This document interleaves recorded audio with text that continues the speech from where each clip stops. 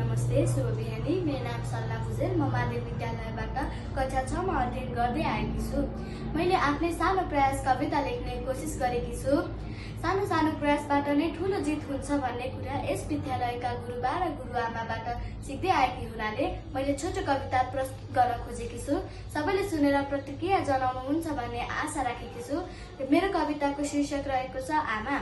9 महिना गर्भमा राखी जन्मायो आमा, आफू भोकै बसी मलाई खुवायो आमा, मलाई खुसी दिई आफू पनि खुसी भयो आमा, मलाई फुलै फुलको बगैँचामा हिँडाई आफू काँडामा हिँड्यो आमा, पाइलै पछि काँडा बिजाउन खोज्ने सहरमा आफू पीडामा भए पनि मलाई हुर्कायो आमा, ताते ताते भन्दै हिँड्न सिकायो आमा, जसले जति जे भने पनि सहयो आमा, मिहिनेत गरी गरी मलाई पढायो आमा, ठुलो भई ज्ञानी मान्छे बन्नुपर्छ भन्ने हौसला दियो आमा, मेरा लागि पसिना बगायो आमा, हजारौं जन्ममा तिर्न नसक्ने गुण लगायो आमा, मेरो मनका सबै भावनाहरू हजुरसँग जोडिएको छ आमा, हजुर भएर त मेरो जिन्दगी सफल भएको छ आमा, हजुर भएर त मेरो जिन्दगी सफल भएको छ आमा। हस्त, धन्यवाद।